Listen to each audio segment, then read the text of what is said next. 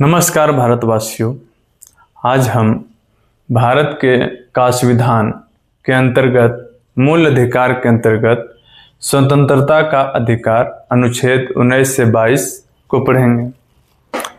तो सबसे पहले अनुच्छेद 19 जो वाक्य स्वतंत्रता आदि विषयक कुछ अधिकार का संरक्षण, अनुच्छेद 19 जो है बोलने की स्वतंत्रता क्या है, कहाँ बोलना चाहिए कहाँ नहीं बोलना चाहिए उसके बारे में बताएगा।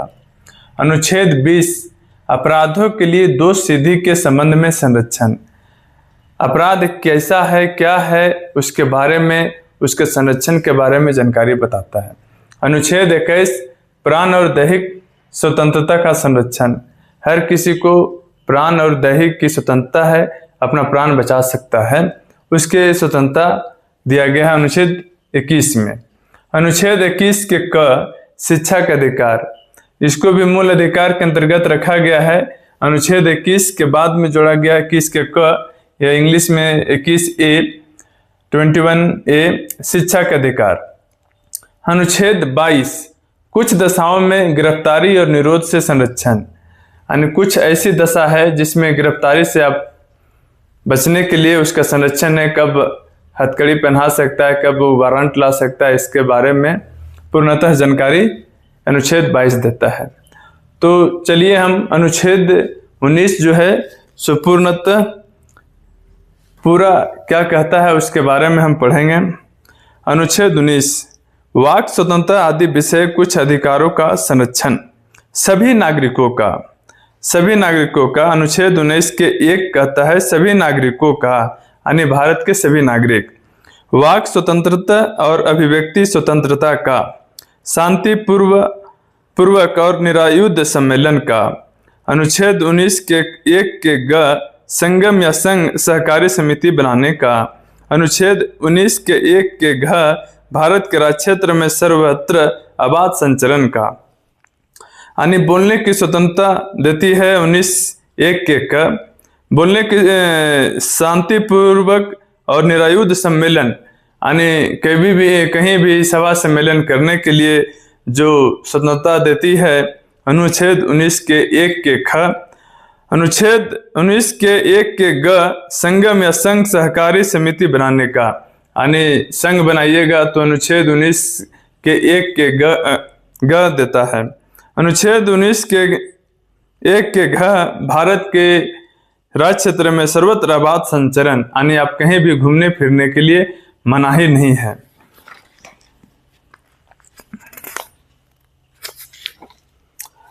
अनुच्छेद 19 के 1 के अंग भारत के राज्य क्षेत्र के किसी भाग में निवास करने और बस जाने और कोई वृत्ति उपजीविका व्यापार या कारोबार करने का अधिकार होगा। अनुच्छेद 1 के 6 ये सारी बातें अनुच्छेद 1 के अंग क्या कहता है कि आप कहीं भी निवास भारत में कर सकते हैं। अब पहले तो 2019 के पहले जम्मू कश्मीर में नहीं था, बाकी अब 2019 के बाद से जम्मू कश्मीर में भी आप निवास कर सकते हैं, बस सकते हैं।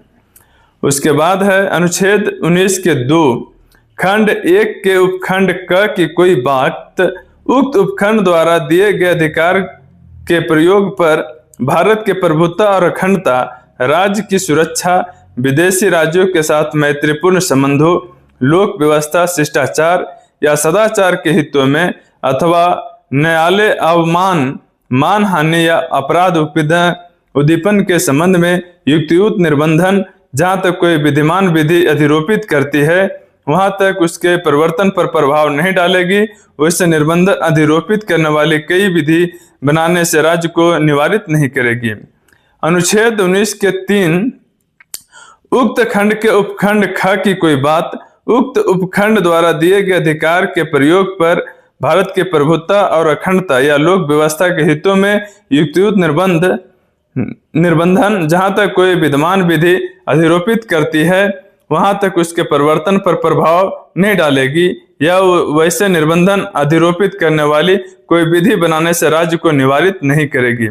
अनुच्छेद 19 के 4 उक्त उपखंड के उपखंड ग की कोई बात उक्त उपखंड द्वारा दिए गए अधिकारों के प्रयोग पर भारत के प्रभुत्व और अखंडता लोक व्यवस्था सदाचार के हितों में युक्तियुक्त निर्बंधन जहाँ तक कोई विद्यमान विधि अधिरोपित करती है वहां तक उसके परिवर्तन पर प्रभाव नहीं डालेगी, या वैसे निर्बंधन अधिरोपित करने वाली कोई विधि बनाने से राज्य को निवारित नहीं करेगी।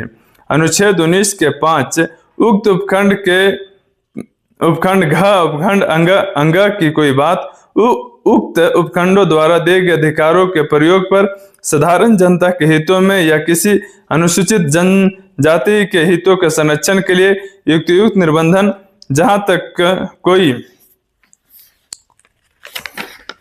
विद्यमान विधि अधिरोपित करती है वहां तक परिवर्तन पर प्रभाव नहीं डालेगी, या वैसे निर्बंधन अधिरोपित करने वाली कोई विधि बनाने से राज्य को निवारित नहीं करेगी।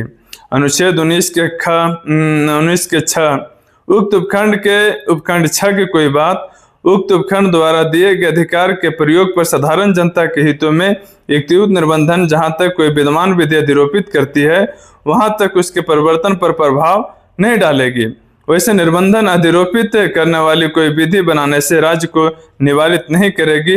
विशेषतया उक्त उपखंड की कोई बात कोई वृत्ति उपजीविका व्यापार या कारोबार करने के लिए आवश्यक वृत्ति या तकनीकी हृदयों से या राज्य द्वारा राज्य के संयुक्त नियंत्रण में किसी निगम द्वारा कोई व्यापार कारोबार उद्योग या सेवा नागरिकों का पूर्णतः या भागतः अपवर्जन करके अन्यथा चलाए जाने से जहां तक कोई विद्यमान विधि संबंध रखती है वहां तक उसके परिवर्तन पर प्रभाव नहीं डालेगी, या इस प्रकार संबंध रखने वाली कोई विधि बनाने से राज्य को निवारित नहीं करेगी।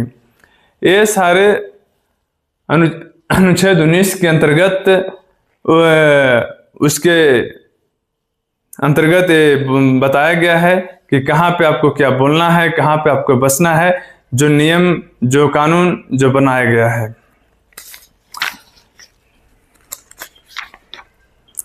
अब है अनुच्छेद 20 अपराधों के लिए दोष सिद्धि के संबंध में संरक्षण। इसमें क्या है, कोई व्यक्ति किसी अपराध के लिए कोई व्यक्ति किसी अपराध के लिए तब तक सिद्ध दोष नहीं ठहराया जाएगा जब तक कि उसने ऐसा कोई कार्य करने के समय जो अपराध के रूप में आरोपित है किसी प्रवृत्त विधि का अतिक्रमण नहीं किया है या उससे अधिक शासित का भागी नहीं होगा जो उस अपराध के किए जाने के समय प्रवृत्त विधि के अधीन अधिरोपित की जा सकती थी। अनुच्छेद 20 के 2 किसी व्यक्ति को एक ही अपराध के लिए एक बार से अधिक अभियोजित या दंडित नहीं किया जाएगा। अनुच्छेद 20 के 3 किसी अपराध के लिए अभियुक्त किसी व्यक्ति को स्वयं अपने विरुद्ध साक्षी होने के लिए बाध्य नहीं किया जाएगा। यानी जब अपराध दोष सिद्ध नहीं हो जाता है तब तक उसके लिए कोई अपराधी नहीं माना जाएगा और उसको एक से अधिक बार दंड एक ही अपराध के लिए नहीं सुनाया जा सकता है। अनुच्छेद 20 ये कहता है। अनुच्छेद 21 है प्राण और दैहिक स्वतंत्रता का संरक्षण।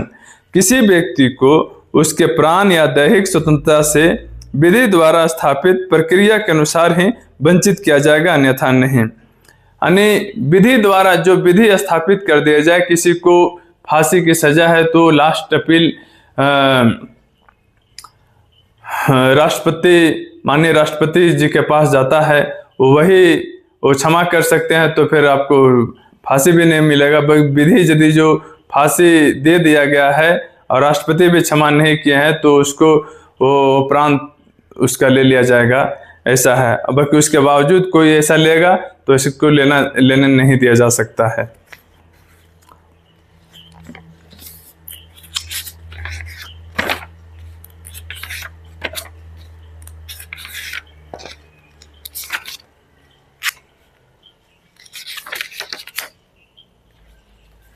अनुच्छेद 21 के शिक्षा का अधिकार।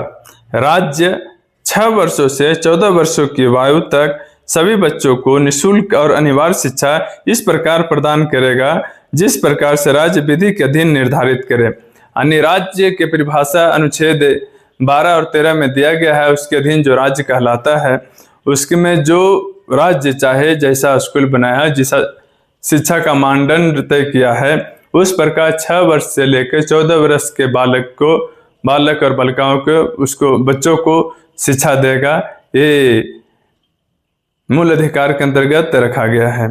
अनुच्छेद 22 कुछ दशाओं में गिरफ्तारी और निरोध से संरक्षण। अरेस्ट और डिटेंशन। किसी व्यक्ति को, अनुच्छेद 22 के 1 क्या कहता है? किसी व्यक्ति को जो गिरफ्तार किया गया है, ऐसी गिरफ्तारी के कारणों से अथाशीघ्र अवगत कराए बिना अभिरक्षा में निरुद्ध नहीं रखा जाएगा। अपनी रुचि के विधि व्यवसाय से परामर्श करने और प्रतिरक्षा कराने के अधिकार से वंचित नहीं रखा जाएगा। यानी कोई व्यक्ति को गिरफ्तारी हो गया है तो जान सकता है कि हमको किस अपराध के अंतर्गत आप हमको गिरफ्तार किए हैं, और उसको थाना में या जेल में उसको रखा जाएगा या नहीं रखा जाएगा, वो उसको जानने का पूर्णतः अधिकार है। अनुच्छेद 22 के 2 क्या कहता है? प्रत्येक व्यक्ति को जो गिरफ्तार किया गया है और अभिरक्षा में निरुद्ध रखा गया है, यानी थाना में लाकर रख दिया, गिरफ्तारी के स्थान से मजिस्ट्रेट के न्यायालय तक यात्रा के लिए आवश्यक समय को छोड़कर ऐसी गिरफ्तारी से 24 घंटे की अवधि में निकटतम मजिस्ट्रेट के समक्ष पेश किया जाएगा, और ऐसे व्यक्ति को मजिस्ट्रेट के प्राधिकार के बिना उक्त अवधि से अधिक अवधि के लिए अभिरक्षा में निरुद्ध नहीं रखा जाएगा। यानी किसी व्यक्ति को गिरफ्तार किया तो 24 घंटे के अंदर उसको मजिस्ट्रेट के सामने पेश किया जाना जरूरी है। उसके पहले वो थाना में, उसको हम लोग तो बिहार में थाना बोलते हैं, थाना में नहीं रख सकता है। और मान लिया जाए थाना मेरा फतेहपुर है, तो किसी जगह से गिरफ्तार किया तो दूसरा जगह लाने में जो समय लगा उसको छोड़कर, यानी थाना में आने के बाद से मजिस्ट्रेट तक जो समय, उसके अंदर में 24 घंटे के अंदर में उसको मजिस्ट्रेट के सामने पेश करेगा। अनुच्छेद 22 के 3 खंड 1 और खंड 2 की कोई बात किसी ऐसे व्यक्ति को लागू नहीं होगी जो तत्समय शत्रु अन्य देशीय है। अन्य देशीय यानी वो शत्रु जो अन्य देशीय है, उसको आप रख सकते हैं। निवारक निरोध का उपबंध करने वाली किसी विधि के अधीन गिरफ्तार और निरोध किया गया है। यानी ऐसा कहें तो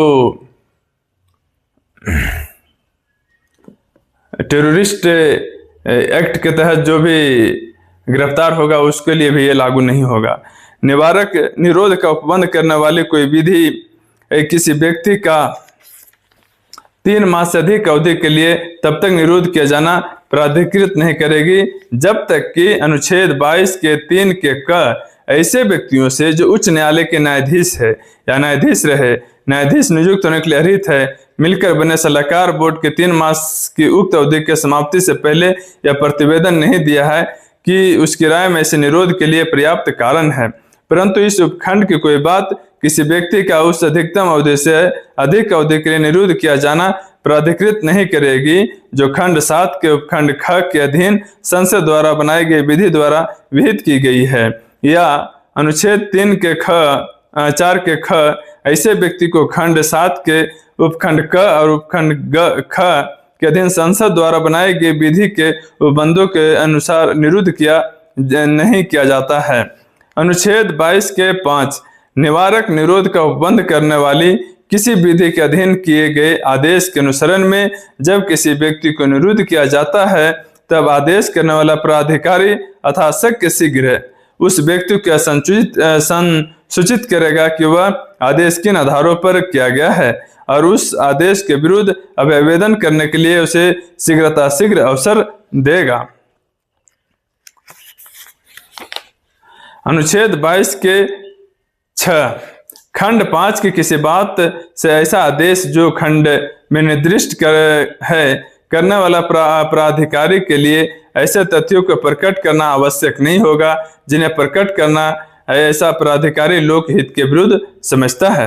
अनुच्छेद 22 के 7 संसद विधि द्वारा विहित कर सकेगी कि अनुच्छेद 22 के 7 के किन परिस्थितियों के अधीन और किस वर्ग या वर्गों के मामले में किसी व्यक्ति को निवारक निरोध का उपबंध करने वाली किसी विधि के अधीन 3 माह से अधिक अवधि के लिए खंड 4 के उपखंड क के उपबंधों के अनुसार सलाहकार बोर्ड की राय प्राप्त किए बिना निरुद्ध किया जा सकेगा। अनुच्छेद 22 के 7 के ख किसी वर्ग या वर्गों के मामले में कितनी अधिकतम अवधि के लिए किसी व्यक्ति को निवारक निरोध का बंद करने वाली किसी विधि के अधीन निरुद्ध किया जा सकेगा। और अनुच्छेद 22 के 7 के ग, खंड 4 के खंड उपखंड क के अधीन किए जाने वाली जांच में सलाहकार बोर्ड द्वारा अनुसरण की जाने वाली प्रक्रिया क्या होगी। इसके बाद इसमें डिटेल्स केस है जो बहुत लंबा हो जाता है, आप लोग तो उतना सुन नहीं सकते हैं, बहुत ज़्यादा देरी तक चलेगा फिर वीडियो। आगे हम केस बताएंगे, इसमें कौन कौन से केस में क्या क्या फैसला हुआ है जो सुप्रीम कोर्ट दिया है। और मेरे चैनल को सब्सक्राइब करिए और शेयर करिए। जय हिंद, नमस्कार।